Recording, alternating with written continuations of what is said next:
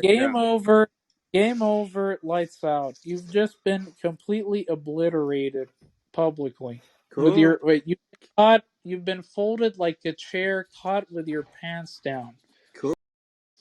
Is Jay Robin here? He's. I don't know if you Yep. can hear. Oh, So, do you mind explaining to me how exactly you defend this claim that God is the necessary precondition for intelligibility?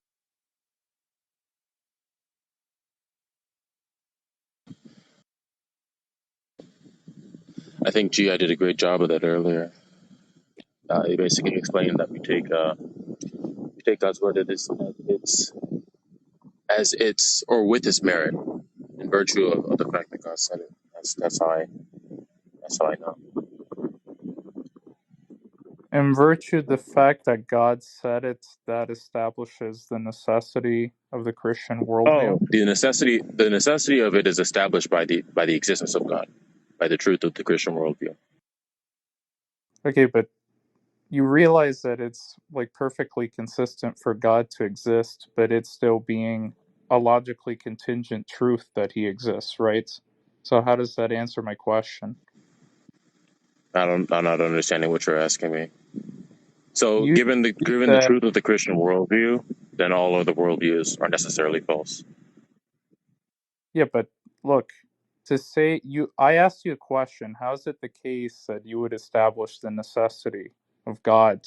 And you just invoked his existence, right? But obviously, that's not an answer to my question, because even if we suppose that your view is true, it could still be the case that the view is contingently true, but not necessarily true, right? Yeah. So that's not an adequate response to say that he exists, and therefore you would establish the necessity of the view, right? Actually, when we're talking about God, God being that which is metaphysically primary, then the actuality of God does establish the necessity of God. Is that an analytic claim that he's necessary? What do you mean by that? That's by definition the case that he's metaphysically primary. Yeah, that's what we're talking about. When we're talking about something being the God in this case is categorized as something that is metaphysically primary. See, but if you invoke an analytic truth like that, again, that's not a demonstration of the claim that he's necessary, because I'm just going to take it that you have that particular concept of God, but yet when you're asked to derive the entailment for why all other worldviews are logically impossible, it seems like you can't do that without repeating the claim that all other worldviews are logically impossible due to the fact that they don't presuppose the Christian God, right? Yeah, Uh, I don't know and, if I'm and saying anything about logical possibility. Like when I say God is necessary, I think that when many cases it does come up to some sort of a contradiction when you say that you do have knowledge, or like you're assuming that given some other worldview you have knowledge, and then it's entailed that you don't have knowledge. So that would be something by means of a contradiction that I would present. But ultimately speaking, it's in virtue of the truth of Christianity, given Christianity, that all of the worldviews are false necessarily. yeah, so the conclusion of the transcendental argument is God exists, correct? Because if I lay out the argument as this, God is the necessary precondition for intelligibility. We have intelligibility, therefore God exists. um, you do realize that if you say that the establishment of premise one, right, premise one being God is the necessary precondition for intelligibility, if the reason that you give for that, right, is such where you say whatever establishes the necessary precondition for intelligibility is the truth of the Christian worldview, which is that which concludes that God exists, that reason that you've given is already going to be parasitic on the conclusion, right? So, in other words, you're just Yeah, I don't assuming have a what's in. problem with that. I don't have a problem with saying that God is the starting and the ending point when it comes to establishing, because when we're talking about a transcendental necessity, or is not, we're not saying that God exists in virtue of something else. No, no, no, no, no. Well, you're not understanding, right? It's not about starting or ending points. This is an argument, and this is an argument that is going to conclude that God exists, right? And the reason that you've given for why the first premise is true is parasitic on the conclusion, which is just a restatement of saying God exists. When you say that the truth of the Christian worldview establishes the necessity, I'm saying that that's assuming what's in contention within the argument, right? So again, this is just a recapitulation of my point earlier that you really don't have an argument for the first premise without Do I giving need some one? sort of, don't interrupt me, giving some sort of reason that's going to be parasitic on the conclusion, right? Yeah. Do I need to give an argument for the existence of the Christian? Well, I mean, presumably you claim that you do, but this is going to be a question begging argument Well, I'm on your asking part. you. Yeah, yeah. I'm just saying that you don't appear to give an answer, which isn't going to be such that's going to assume what's in contention within the argument. Yeah, I'm not disputing that. When ultimately speaking, when we're establishing the truth of something that's metaphysically necessary, the only thing you can refer to is that which is metaphysically necessary. So when I give arguments, sometimes it's just to like show or to demonstrate the futility of other people's worldviews. But ultimately speaking, um, I am referring to the Christian God's existence to establish, or not even, I wouldn't say, I mean, yeah, you could just say God, therefore God, or something like that. But ultimately speaking, we're just speaking on his own authority. So, Right. So if I ask you something on how the Christian worldview provides for intelligibility, right? Um, the only set of reasons that you might or could give, right, is referencing the Christian worldview itself. And nevertheless, you think that somehow this provides some sort of advantage over other non-Christian worldviews for whatever reason, because when other worldviews employ the same self-referential statements about how they account for XYZ, that's somehow a problem. I mean, in yeah, well, virtue of, if the Christian worldview does actually account for it, then it can only account for it. Only it can account for it, I'll say. see, but when I asked you that, you said that that was just going to be an analytic claim, right? Which you would know that analytic claims are going to be such where they're just going to follow from your concept. Your concept of God is such that he would provide for intelligibility because that's what God is. He's a mind that provides the necessary precondition for intelligibility. Someone else has a different concept than yours, right? It seems like your worldview is going to assume analytic truths without like any sort of like resolution to the problems created by the analytic synthetic distinction. And I don't Well, see we how. can, yeah, well, we can look at the fact that the Christian worldview actually, in reality, does establish or ground the fact that we have intelligibility, knowledge, etc., with and wait, wait, take wait, that, right, take you, God's word for what it is. no, but you're not understanding the critique that I gave you, because the critique that I gave you is that when you say that God can account for intelligibility, knowledge, reason, logic, and all these other categories, right? This is going to be presumably an analytic claim made from your view, which is going to assume um, the analytic synthetic distinction.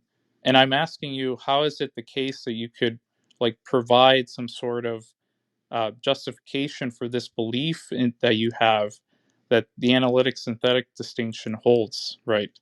Because I might not accept that distinction, and therefore I might not even have a reason to accept your analytic claim to begin with. So, again, I'm asking you, how is it the case that under your view, you would establish the necessity of those analytic truths? Because I could just plausibly reject those, right? You can do I'm whatever you sure want to. I think I answered the question though. I'm sure I don't think you did, because the critique is this, right? When you make those sort of statements, you're presupposing the analytic synthetic distinction, right? Which you've given no like plausible account yet as to why that distinction ought to be accepted anyway in this discourse. I didn't say anything about an analytic synthetic distinction. If I'm understanding what you're talking about, it's just you're saying things that are. Well, let me make sure I understand. What do you mean by when you say that? Right. There's I so didn't use those terms. an analytic claim is going to be a claim, an analytic proposition that's going to be analytically true is going to be a proposition which is true by definition, right? And then a synthetic truth is going to be a truth that's going to be discernible a posteriori, right? It's like known after experience.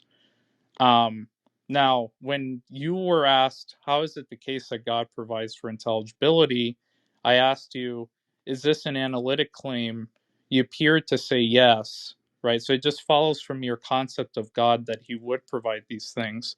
And then I'm asking you, how is it the case that the Christian worldview furnishes, right, those analytic claims, right, in a way that would establish the legitimacy of the analytic synthetic distinction? And I think I made myself very clear about that because this is a problem. I'm sure that you're aware of people like Quinn, for example, in the 20th century, who argued against the distinction. And presumably, the Christian worldview, if you think that this is an issue that atheism can't solve, presumably you might think that theism might solve this issue in the literature, right? About the analytic synthetic distinction. So I'm asking you, how is it the case that your view provides a solution to this problem? Yeah, I'm not too familiar with the analytic synthetic distinction. So maybe if I said that it was, then I might have misunderstood what you were saying. There might have been implication. So I'd have to answer a question differently depending on the knowledge I have. But bottom line, it's in virtue of the fact when we say that God is metaphysically necessary, right? What we're saying is that there's not going to be some other realm outside of God that God is beholden to that would, when we're assessing probabilities and possibilities and things like that, that God is going to be this one of many factors in that kind of discussion. No, that's not what we're saying. When we're saying that God is metaphysically necessary, we're saying that God is the source and basis of all those things at all. And so, in virtue of the truth of God or the actuality of God, let me put it that way, then he's the only worldview possible. Right. And but again, this isn't like that. This is again going to be like something that follows from your concept of God, right? It's going to be an analytic claim. But again, analytic claims are only going to be legitimate in this dialectical context if you assume that your interlocutor would accept such an analytic claim. And I already told you that that's going to presuppose the analytic synthetic distinction. And I already told you that it doesn't seem like you've offered a precise account as to how you would even establish the legitimacy of such a distinction in the first place. Yeah, Because the again, as atheist, I told you, I'm not the atheist familiar with just, that distinction, so I can't speak to that. All I'm telling, I gave you what my position is.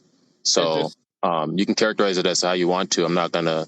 I know I said earlier that it's analytic, but I rescind that because I'm not familiar with all the implications. So well, the implication given there is that when you make an analytic claim, and when we reduce that analytic claim further, there's going to be this issue of like circularity, right? When you're trying to refer to the synonymy of the meaning of the term in question, you're going to employ the same meaning of the term for the meaning of that term. And it seems like even your worldview can't escape these kind of critiques that Quine gives, right? Um, so it just seems to me, J. Robin, that when you make an analytic claim about God, which anyone can do over any other non God worldview, it's not solving much because the same assumption made there is that you hold to this distinction, and whatever justification that you could give for that is just going to be superficial, right? Superficial in the sense that you're just going to provide with me some sort of like circular justification for why the distinction holds. And I don't even think theism can get past this problem, right? So that's why I was asking you. If you're not familiar with the distinction, that's fine. I think I elucidated it very clearly. Maybe GI might have something to say about this.